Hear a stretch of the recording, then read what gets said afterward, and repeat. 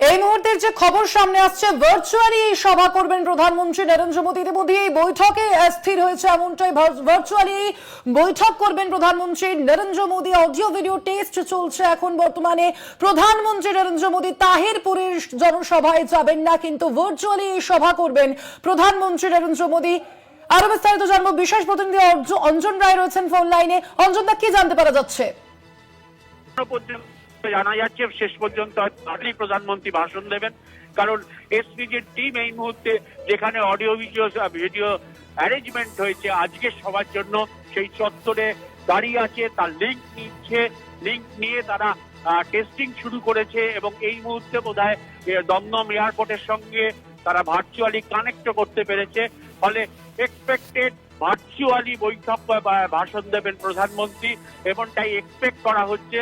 যদিও চূড়ান্ত এখনো সিদ্ধান্ত সময় আসেনি জানানোর, কিন্তু যেভাবে এসপিজি বিষয়টা নিয়ে এগোচ্ছে এবং পরিস্থিতি খতিয়ে দেখছে অডিও ভিডিও টেস্টিং এর মাধ্যমে, তাতে মনে করা হচ্ছে প্রধানমন্ত্রী কুয়াশার জন্য আজকে সবাই আসতে না পারায় তা ভার্চুয়ালি সবাই উপস্থিত থাকবেন।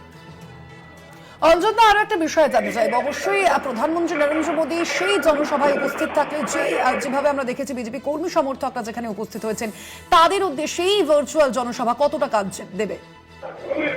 দেখো, প্রধানমন্ত্রী যদি সভায় ভার্চুয়ালি উপস্থিত হন তাহলে ভার্চুয়ালি তিনি ভাষণ দিচ্ছেন, সেটা তার মাধ্যমে যদি বলেন যে কি কারণে তিনি নামতে পারেননি কুয়াশা থাকার জন্য, আমার মনে হয় যারা উপস্থিত হয়েছেন বিজেপির কর্মী এবং দর্শকরা তারা সেটা মেনে নেবেন। ফলে সেই অর্থে বিশৃঙ্খলা হওয়ার চান্স কম। যদি প্রধানমন্ত্রী ভাষণ না দিয়ে সম্পূর্ণভাবে চলে যেতেন বা ফিরে যেতেন, সেক্ষেত্রে হয়তো এখানে যত জনতা উপস্থিত হয়েছেন, যত মানুষ এসছেন, বিজেপির যারা কর্মী সমর্থকরা এসছেন, সেটা উত্তেজনা বাড়তে পারত, অপ্রীতিকর ঘটনা ঘটতে পারত। ধন্যবাদ তোমায়। আমরা কথা বলছিলাম, আমাদের সঙ্গে ফোন লাইনে ছিলেন বিশেষ প্রতিনিধি অঞ্জন রায়। তাহিরপুরে ভার্চুয়াল সভা করবেন প্রধানমন্ত্রী নরেন্দ্র মোদী। এই বৈঠকে কিন্তু এই সিদ্ধান্তই হয়েছে বলে জানতে পারা যাচ্ছে। কলকাতা বিমানবন্দর থেকেই এই ভার্চুয়াল সভা হওয়ার সম্ভাবনা রয়েছে বলেই জানা যাচ্ছে। তাহিরপুরে ভার্চুয়াল সভা করবেন প্রধানমন্ত্রী নরেন্দ্র মোদী। কলকাতা বিমানবন্দরেই বর্তমানে রয়েছেন প্রধানমন্ত্রী নরেন্দ্র মোদী। আপনাদের যেমনটা জানাচ্ছিলাম, খারাপ আবহাওয়ার কারণে কিন্তু তিনি রানাঘাটে যেতে পারেননি। আরো বিস্তারিত জানবো, আমাদের সঙ্গে ফোন লাইনে রয়েছেন প্রতিনিধি শাকিল মুস্তাক। শাকিল, কি আপডেট রয়েছে? দেখো, প্রধানমন্ত্রী নরেন্দ্র মোদী ইতিমধ্যেই কিন্তু কলকাতা বিমানবন্দরে ভিআইপি লাউঞ্জ, সেখানে কিন্তু ভিভিআইপি লাউঞ্জে কিন্তু তিনি বসে রয়েছে। ইতিমধ্যে যে তাহিরপুরের জোড়া সভা, অর্থাৎ প্রশাসনিক সভা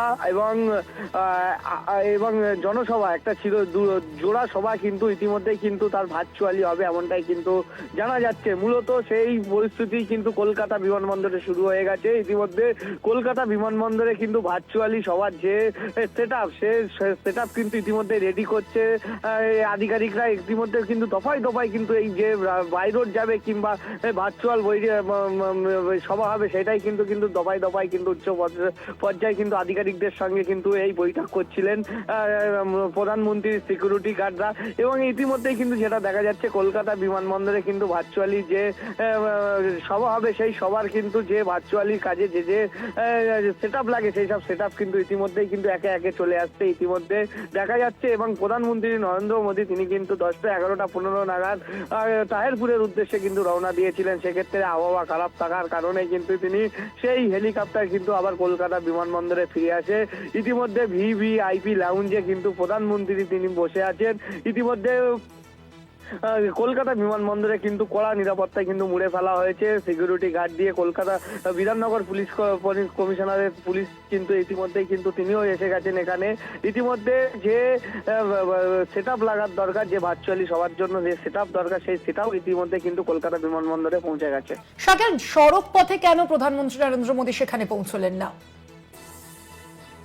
দেখো, দুপুর 2টো থেকে কিন্তু তাহেরপুরে কিন্তু সভা হওয়ার কথা ছিল, সে কারণেই কিন্তু তিনি 10টা 33 নাগাদ কলকাতা বিমানবন্দরে তার যেন যে যখন ফ্লাইট অবতরণ করেন সেক্ষেত্রে কিন্তু 11টা 15 নাগাদ কিন্তু হেলিকপ্টারে করে তাহেরপুরের উদ্দেশ্যে তিনি কিন্তু রওনা দিয়েছিলেন এবং জোড়া সভা ছিল, যে প্রশাসনিক সভা এবং জনসভা।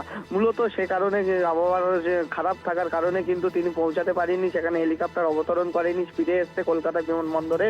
ইতিমধ্যেই কিন্তু কলকাতা বিমানবন্দরে কিন্তু উচ্চ পর্যায়ে যখন বৈঠক শুরু হয়, তারা একাধিক বিষয় কিন্তু খতিয়ে দেখা হচ্ছে।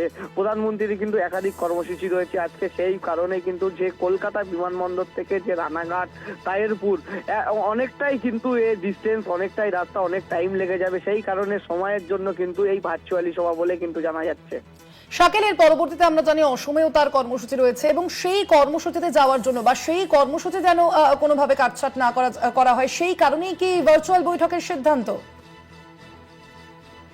দেখো, একদমই 11টা 15 নাগাদ যখন তাহেরপুরের উদ্দেশ্যে প্রধানমন্ত্রীর কপ্টার রওনা দিয়েছিলেন, সেখানে পৌঁছেও গিয়েছিলেন এবং বেশ কিছুক্ষণ কিন্তু আকাশে চক্কর খেতে খেতে কিন্তু আবহাওয়া খারাপ থাকার কারণে কিন্তু তিনি কলকাতা বিমানবন্দরে ফিরে এসেছেন। তিনি ইতিমধ্যে ভিভিআইপি লাউঞ্জে তিনি বসে আছেন এবং উচ্চ পর্যায়ে কিন্তু বৈঠক হয়েছে কিভাবে এই যে বাইরোড যাবে কিংবা ভার্চুয়ালি হবে, সেই কিন্তু দফায় দফায় বৈঠক হয়েছে। রাজ্যের তরফ থেকে কিন্তু রাজ্যের চিফ সেক্রেটারি তিনিও কিন্তু উপস্থিত ছিলেন এবং চন্দ্রিরাম ভট্টাচার্য তিনিও কিন্তু উপস্থিত ছিলেন এবং দফায় বৈঠক হওয়ার পরে কিন্তু সেই সিদ্ধান্ত নেওয়া হয়েছে যে ভার্চুয়ালি, যে সময়ের কারণে কিন্তু এই ভার্চুয়ালি বৈঠক এমনটা কিন্তু জানা যাচ্ছে। তার একাধিক প্রোগ্রাম আছে, সেই কারণে কিন্তু অন্য প্রোগ্রাম না যাতে কাটছাট হয়, সেই কারণে কিন্তু এই ভার্চুয়ালি প্রোগ্রাম হবে তাহেরপুরের জনসভা এবং একেবারে অর্থাৎ বোঝাই যাচ্ছে যে সময় যেন বেশি না যায় এবং তার পাশাপাশি নিরাপত্তার ব্যবস্থাও যথেষ্টই কঠোর করতে হতো সেক্ষেত্রে, এবং সেই কারণেই কিন্তু এই ভার্চুয়াল বৈঠকের এই ভার্চুয়াল সভার কথা বলা হচ্ছে এখনো পর্যন্ত, তেমনটাই জানতে পারা যাচ্ছে। আপাতত ধন্যবাদ তোমায় শাকিল।